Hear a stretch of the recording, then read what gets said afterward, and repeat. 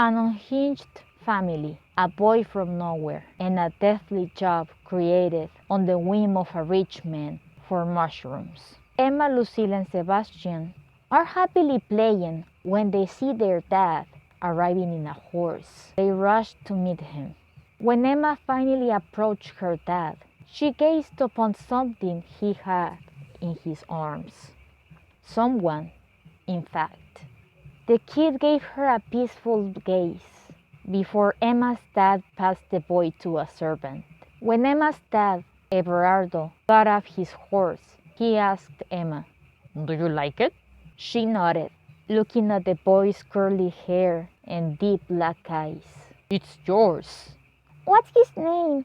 "I named him Gaspar." Emma's mom, Elvira, was at her dressing table. Since she cared about her appearance a lot, she experimented with her hair every day, never once repeating a hairstyle. When Emma and her family approached her, her hair looked like smoke ascending above. Everardo began telling his wife what happened earlier on the day.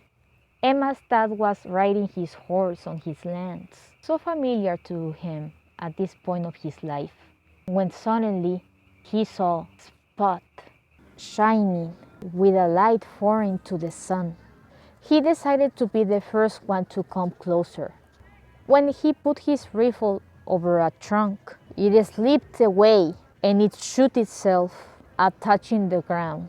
A rainbow of birds flew at that moment, covering the sky from Everardo's for many seconds. After all the birds left, a bridge opened up, showing them a small cliff. The plants and the atmosphere felt very aquatic. He kept walking until he saw the most weird, exquisite type of mushrooms he's ever seen. There was where he found Gaspar. He simply took him in his arms, just like that. The seed of jealousy grew in Sebastian's heart from that day.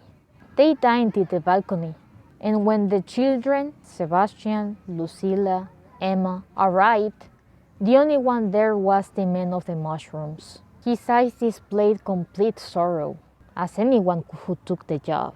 The children of the house were desensitized from this man. They saw this man as mere temporary furniture. Emma's dad appeared with Gaspar, and Gaspar was dressed with Sebastian's garments. Gaspar was formally introduced on the spot to the children and to Everardo's wife, Elvira.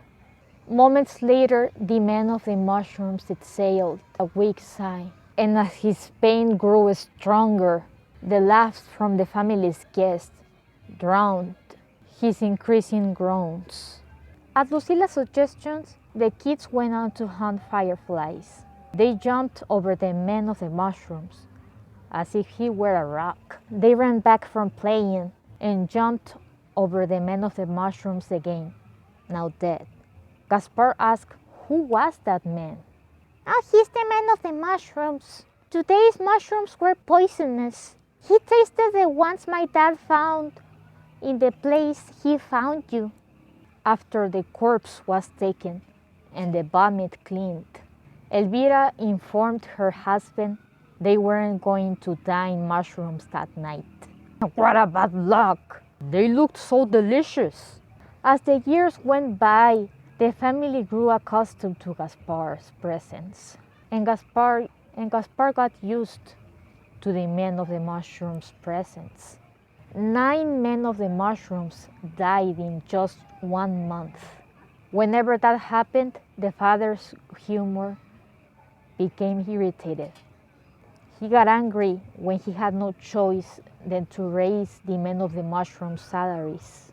Nobody in the villages nearby accepted the job, and Emma's dad had to hire them from other towns. Sometimes children or teenagers took up on the job, but the usual was always a grown old man.